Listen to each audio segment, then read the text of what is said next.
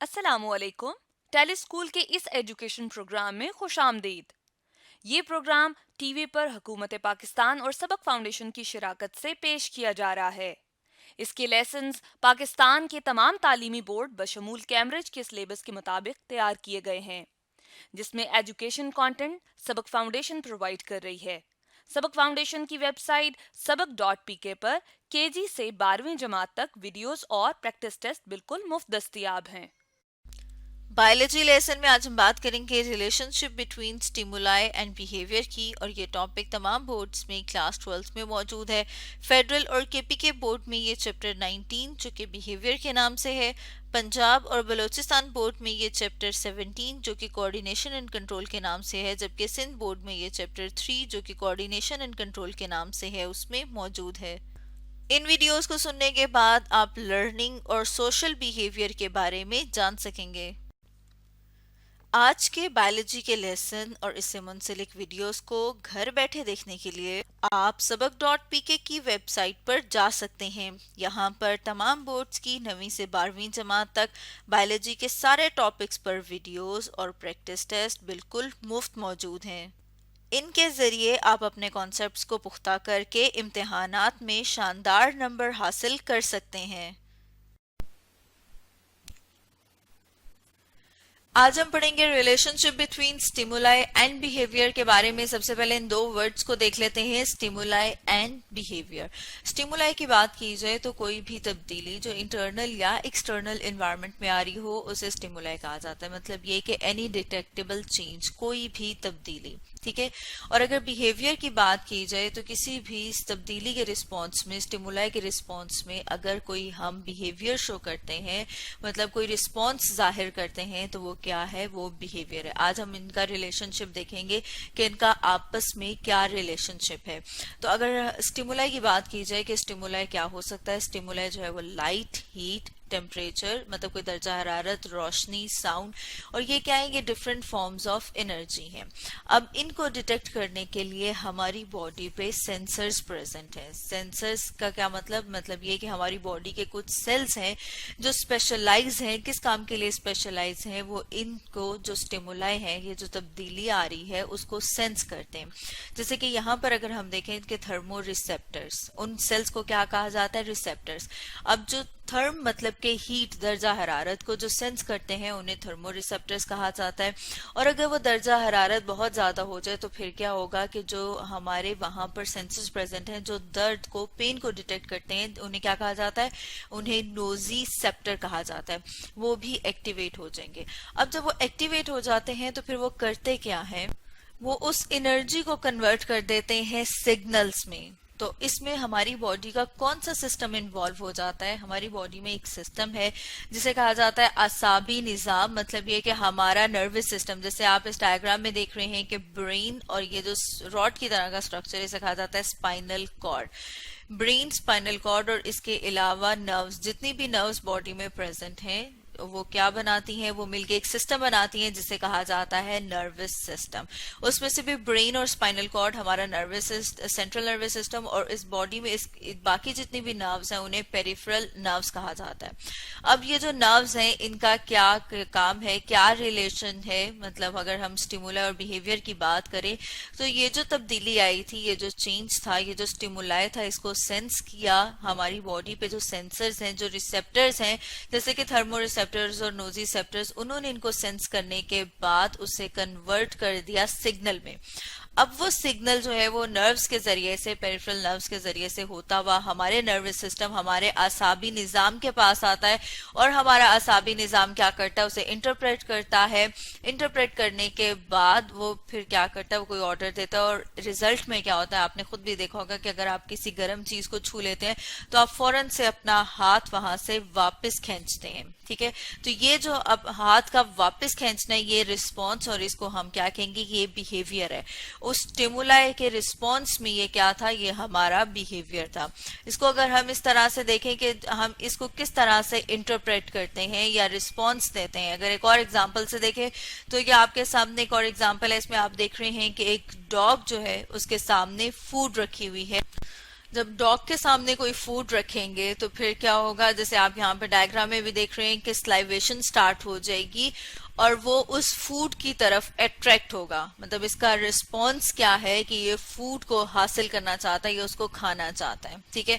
लेकिन अगर हम डॉग के सामने क्या करें, विसल रखें या मतलब कोई सीटी बजाएं या फिर उसके सामने कोई और खिलौना रख दें, तो उसका क्या रिस्पॉन्स होगा, उसका कोई रिस्पॉन्स सच नहीं होगा और कोई स्लाइवेशन नहीं होगी। तो ये क्या है, ये डिफरेंट वेज भी हैं कि मतलब तरीके हैं किस तरह से किसी स्टिमुलाई को रिस्पॉन्स किया जाता है। उसमें अगर हम देखें तो जैसे हम ये बात कर रहे थे कि डॉग के सामने अगर फूड रखी जाए तो क्या करेगा, वो उसकी तरफ अट्रैक्ट होगा, वो खाने की तरफ लपकेगा और उसके यहाँ पर जैसे आप डायग्राम में भी देख रहे हैं कि स्लाइवेशन स्टार्ट हो जाएगी। तो जो इस तरह का रिस्पॉन्स है उसे क्या कहा जाता है, उसे पॉजिटिव रिस्पॉन्स कहा जाता है। लेकिन जैसे कि हम दूसरी बात कर रहे थे कि अगर उसके सामने कोई विसल रखी जाए या बजाई जाए, मतलब सीटी अगर बजाई जाए या फिर उसके सामने कोई ऐसी चीज, कोई टॉय वगैरह, कोई खिलौना वगैरह रख दिया जाए, तो उसका कोई भी रिस्पॉन्स नहीं होगा, स्लाइवेशन नहीं होगी। तो इस तरह का जो बिहेवियर या इसका जो रिस्पॉन्स है वो क्या है, वो इग्नोर्ड रिस्पॉन्स है। मतलब ये है कि उसने कोई रिस्पॉन्स जाहिर नहीं किया। इसी तरह से अगर हम नेगेटिव रिस्पॉन्स की बात करें तो नेगेटिव रिस्पॉन्स क्या होगा, उसके लिए हम एक और डायग्राम देख लेते हैं साथ में। नेगेटिव रिस्पॉन्स ऐसे हो सकता है कि जैसे अगर आपके सामने कोई बासी पुराना खाना रखा हुआ हो, ठीक है, या फिर आपके सामने क्या हो, जैसे कि आप यहाँ पर इस डायग्राम में देख रहे हैं कि बहुत दिनों की अगर फिश रखी हुई हो तो वो क्या करती है, उस फाउल स्मेल देती है, उसमें से एक अजीब सी स्मेल आनी शुरू हो जाती है। तो आप क्या करते हैं, उसको अपने से दूर करते हैं। तो इस तरह का जो रिस्पॉन्स है उसे क्या कहा जाता है, उसे कहा जाता है नेगेटिव रिस्पॉन्स, ठीक है। मतलब आप क्या कर रहे हैं, उसको अपने से दूर करने की कोशिश कर रहे हैं। तो स्टूडेंट्स, आज हमने पढ़ा relationship between stimuli and behaviour के बारे में।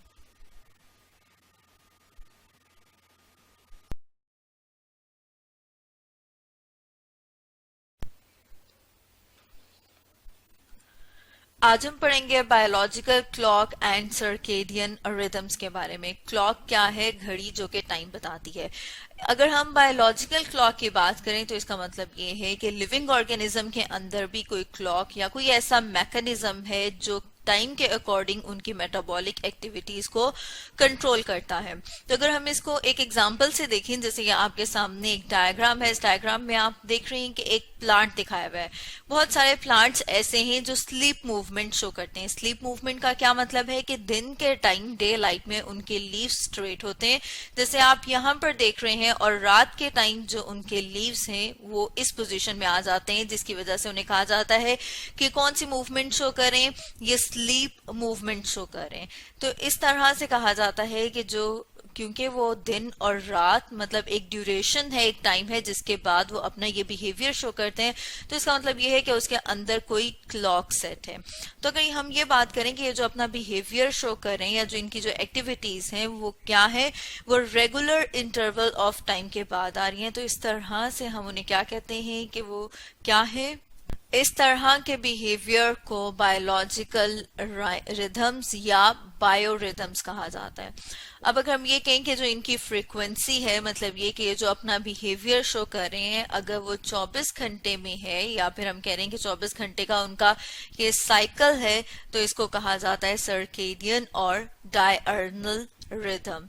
लेकिन अगर ये सर्कल उनका 365 डेज का हो या तकरीबन 365 डेज का हो तो फिर उसे कहा जाता है सर्कैनुअल रिदम। मतलब ये कि एनुअली वो अपने उस बिहेवियर को शो करें। जैसे कि हम यहाँ पर बात कर रहे थे कि कुछ प्लांट्स क्या हैं, वो क्या करते हैं, वो दिन की और रात की ड्यूरेशन की वजह से, मतलब ये कि लाइट है तो उनके पत्ते जो हैं वो सीधे रहते हैं, लेकिन अगर रात का टाइम है तो वो इस पोजीशन में आ जाते हैं। अब ये क्या है, ये एक्सटर्नल फैक्टर्स हैं। अगर एक्सटर्नल फैक्टर की वजह से वो अपना कोई इस तरह का बिहेवियर शो करता है तो उसे कहा जाता है एक्सोजेनस रिदम्स। लेकिन जो कुछ साइंटिस्ट हैं उन्होंने ये देखा कि अगर हम इन प्लांट्स को कंप्लीटली रोशनी में रखें या मुसलसल कुछ दिनों तक इन्हें डार्कनेस में या अंधेरे में रखें, तो फिर क्या होता है कि ये फिर भी अपनी ये जो मूवमेंट है या जो बिहेवियर है, जिसे हम स्लीप मूवमेंट कह रहे हैं, कि उसको उतने ही इंटरवल के बाद, उतनी ही ड्यूरेशन के बाद शो करते हैं। जिसका मतलब ये है कि इस तरह का जो बिहेवियर है वो इंडिपेंडेंट है एक्सटर्नल फैक्टर से, और इनकी ऑर्गेनिज्म के अंदर कोई फैक्टर प्रेजेंट है जो उसके इस बिहेवियर को कंट्रोल कर रहा है। तो इस तरह के जो रिदम्स हैं उन्हें क्या कहा जाता है? उन्हें कहा जाता है एंडोजेनस रिदम। तो स्टूडेंट्स, आज हमने पढ़ा biological clock and circadian rhythms के बारे में।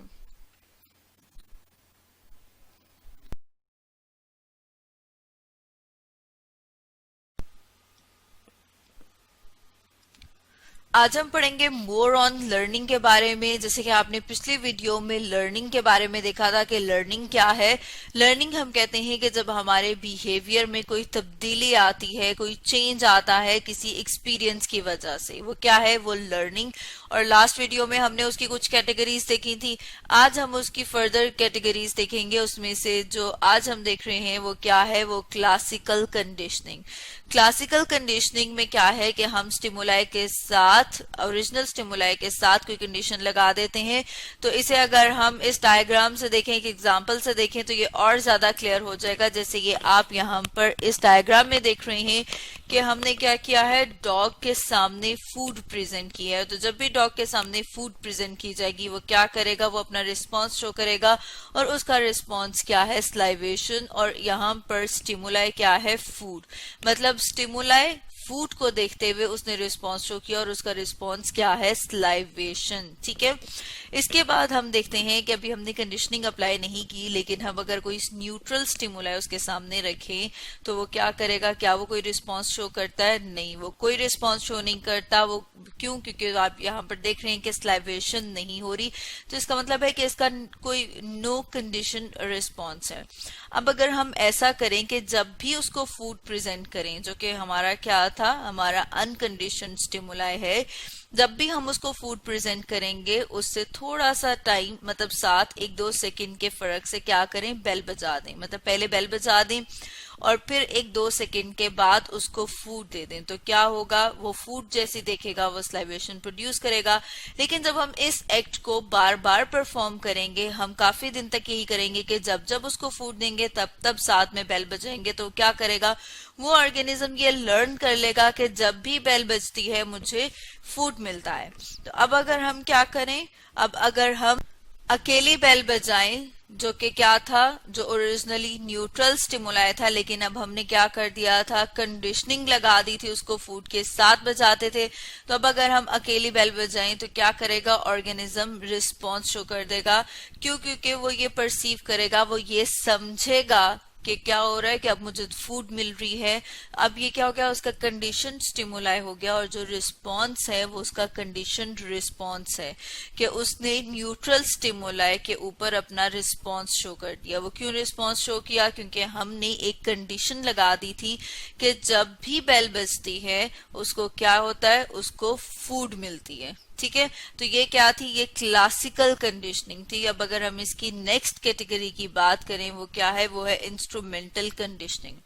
इंस्ट्रूमेंटल कंडीशनिंग में वो कैसे सीखता है? यहाँ पर भी हम लगाते कंडीशन ही है, लेकिन वो ट्रायल एंड एरर से सीखेगा। मतलब बार बार कोशिश करने के बाद सीखेगा।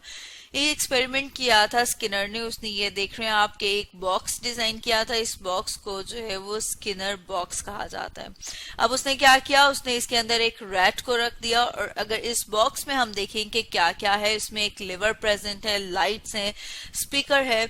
अब जब हम किसी एनिमल को, किसी ऑर्गेनिज्म को एक बॉक्स में बंद करते हैं तो वो उससे बाहर निकलने की कोशिश करेगा। ठीक है। या फिर जब उसको भूख लगेगी तो वो इधर उधर घूमे फिरेगा। अब जब वो बाहर निकलने की कोशिश करता है, या जब उसको भूख लगती है तो वो इधर उधर घूमता फिरता है, तो उसका बाय चांस हाथ इस लिवर पे लग जाएगा। अब जब वो इस लिवर को प्रेस कर देगा तो क्या होगा? उसको फूड मिलेगी, वो उस फूड को इनटेक कर लेगा। लेकिन अभी वो ये लर्न नहीं करता कि वो लिवर प्रेस करने से उसको फूड मिली है। वो बार बार कोशिश करने से, बार बार, फॉर एग्जाम्पल कभी इस साइड को प्रेस करेगा, कभी इस साइड को, और बहुत बारी ये एक्सपीरियंस करने के बाद कि जब भी उसका हाथ टच करता है इस लिवर को तो उसे फूड मिलेगी, तो वो लर्न कर लेगा। किस तरह से लर्न करेगा? ट्रायल एंड एरर्स, और इसको ऑपरेंट लर्निंग भी कहा जाता है कि वो ट्रायल एंड एरर से ये चीज लर्न कर लेगा कि जब भी वो ये लिवर प्रेस करता है उसे फूड मिलेगी। तो जब भी इस ऑर्गेनिज्म को, रैट को क्या होगा, भूख लगेगी, वो लिवर प्रेस करेगा और उसको फूड मिलेगी और वो उस फूड को इनटेक कर लेगा। अब अगर हम इसकी लर्निंग की एक और कैटेगरी की बात करें तो वो क्या है? वो है लेटेंट लर्निंग। लेटेंट लर्निंग कौन सी लर्निंग है? लेटेंट लर्निंग हम कहते हैं कि वो लर्निंग है जिसमें पनिशमेंट और रिवॉर्ड, मतलब ये कि उसको इनाम या सजा के बगैर, मतलब पनिशमेंट क्या होती है? सजा देना, और रिवॉर्ड क्या होता है? कि उसको कोई इनाम देना। तो अगर हम कोई इनाम दिए बगैर या कोई सजा दिए बगैर ऑर्गेनिज्म कोई चीज सीखे तो उसे कहा जाता है लेटेंट लर्निंग। ठीक है, जैसे कि अगर हम इस डायग्राम में देखें तो क्या है, हम अगर एक रैट को एक मेज में, जैसे आप देख रही हैं ये क्या है? एक मेज है, इसमें अगर हम छोड़ देंगे तो वो क्या करेगा? वो क्या करेगा? वो यहाँ से बाहर निकलने की कोशिश करेगा। ठीक है, अब वो क्या करेगा? जब बाहर निकलने की कोशिश करेगा तो उस कोशिश में हो सकता है कि वो क्या करे, अगर वो इस रास्ते पे जाएगा तो वो फूड को एक्सप्लोर कर लेगा। ठीक है, अब अगर हम देखते हैं कि वो क्या करता है, वो बार बार जब हम उसे मेज में छोड़ेंगे, एक तो ये कि वो बाहर निकलने के रास्ते को एक्सप्लोर करेगा, लेकिन जब उसको भूख लगी हुई होगी और वो क्या करेगा, वो ये सीख लेगा कि अगर मैं इस रास्ते पे जाता हूं तो मुझे फूड मिल जाएगी, वो उस फूड को इनटेक करेगा। अब अगर हम ये एक्सपीरियंस उसके साथ ना करें, ठीक है, कुछ अरसे तक उसके ना करें और फिर बाद में किया जाए तो क्या होगा? वो ऑर्गेनिज्म रिकॉल कर सकता है अपने प्रीवियस एक्सपीरियंस को, मतलब ये कि वो फौरन से बिल्कुल उसी रास्ते को फॉलो करेगा, वो बिल्कुल भी नहीं भूलेगा कि मुझे किस साइड को जाना है। अगर उसको भूख नहीं है तो वो सीधा, अगर हम उसको यहाँ छोड़ देते हैं तो क्या करेगा? वो वापस बाहर आ जाएगा। लेकिन अगर उसको भूख लगी है तो वो क्या करेगा? उसको पता होगा कि फूड इस पॉइंट पे प्रेजेंट है, वो डायरेक्टली उस पॉइंट पे आएगा। तो लेटेंट लर्निंग में क्या है कि वो उसका जो पिछला एक्सपीरियंस है वो उसको रिकॉल कर सकता है, उसको रिकॉल करके उस पॉइंट तक पहुंच सकता है जहां उसे पहुंचना है। तो इस तरह की जो लर्निंग है उसे क्या कहा जाता है? उसे कहा जाता है लेटेंट लर्निंग। अब अगर हम इसकी लास्ट कैटेगरी की बात करें तो वो क्या है? वो है इनसाइट लर्निंग। इनसाइट लर्निंग थोड़ा सा हम कह सकते हैं कि एक कॉम्प्लेक्स टाइप है लर्निंग की, जिसमें ऑर्गेनिज्म को फर्स्ट टाइम में ही बिहेव करना होता है करेक्टली, मतलब कि वो सही तरह से बिहेव करे। उसके लिए अगर हम एक एग्जांपल देखें कि अगर हम चिंपैंजी को एक ऐसे रूम में रख दें जहां पर बनानास हैं, लेकिन डायरेक्टली उसका हाथ उस बनाना तक नहीं पहुंच रहा, तो वो क्या करेगा? यहाँ पर वो ट्रायल एंड एरर से नहीं सीखेगा, बल्कि वो अपने ब्रेन में उसके ट्रायल एंड एरर चल रहा होगा। मतलब वो सोचेगा कि वो कौन सी पॉसिबिलिटीज हैं, वो कौन से तरीके हैं, वो कौन सी चीजें हैं जो रूम में हैं जिनको इस्तेमाल करके वहां तक पहुंच सकता है। तो जैसे आप दूसरी डायग्राम में देख रहे हैं कि उसने देखा कि उसके पास कुछ बॉक्सेस पड़े हुए, वो उन बॉक्सेस को ऊपर नीचे रखता है और रखने के बाद वो क्या करता है? बनाना तक पहुंच जाएगा। लेकिन ये क्या है? ये उसने सिर्फ अपने ब्रेन में सोचा, अपने इर्द गिर्द चीजों को देखा कि कौन कौन सी चीजें जिनको वो यूटिलाइज कर सकता है, इस्तेमाल कर सकता है, और इनको इस्तेमाल करने के बाद वो क्या किया? उसने वो अपनी फूड तक पहुंच गया, बनाना तक पहुंच गया।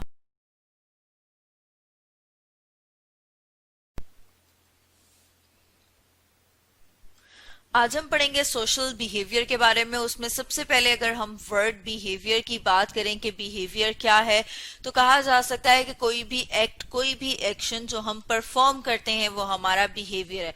अब अगर हम सोशल बिहेवियर की बात करें कि सोशल बिहेवियर क्या है, तो हम ये कह सकते हैं कि जब एक ही स्पीशी के इंडिविजुअल्स, मतलब हम कह सकते हैं कि जो ग्रुप ऑफ इंडिविजुअल्स हैं एक ही स्पीशी के, जब वो एक दूसरे के साथ इंटरेक्ट करते हैं, जैसे कि अगर हम इंसानों की बात करें तो हम देखते हैं कि ये सारे के सारे इंसान क्या हैं? ये एक ही स्पीशी से ताल्लुक रखते हैं, और ये क्या है? ये ग्रुप ऑफ इंडिविजुअल्स।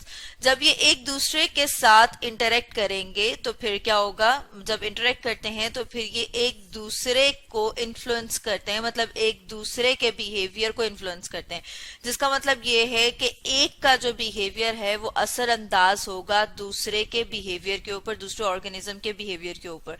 तो ये क्या है? ये इनका सोशल बिहेवियर है। तो अब अगर हम बात करें इसी में hostile hostile and helpful interactions की, और उसमें हम फर्दर एक एग्जांपल देख लेंगे। और हम किसको इसमें देखेंगे, इसमें हम देखेंगे हनी बीज को। हनी बी कौन सी होती है, जो शहद की मक्खियां हैं। अगर हम उनको देखें तो जैसे कि हम बात करें हॉस्टाइल की, कि हॉस्टाइल क्या है, या फिर ये कि हॉस्टाइल बिहेवियर क्या है, तो ये होता है अपोजिंग बिहेवियर। इसको अगर हम एक एग्जांपल से देखें इधर ही हनी बीज से, तो जैसे कि हम देखते हैं कि जो हनी बीज हैं, जो शहद की मक्खियां हैं, उनमें जो बूढ़ी हो जाए, मतलब ये कि जिसकी एज ज्यादा हो जाए, जो अब इस काबिल ना रहे कि वो कोई काम कर सकती है, तो बाकी हनी बीज क्या करती हैं, उसको अपने हाइव से, ये जो आप देख रही है उसका क्या है, हाइव, जिसे छत्ता भी कहा जाता है, उसको अपने हाइव से मतलब ये कि अपने छत्ते से बाहर निकाल देती हैं। या फिर ये जो बाकी बीज हैं वो क्या करती हैं, उसको मार देती हैं। तो ये उनका कौन सा बिहेवियर है, ये उनका हॉस्टाइल बिहेवियर।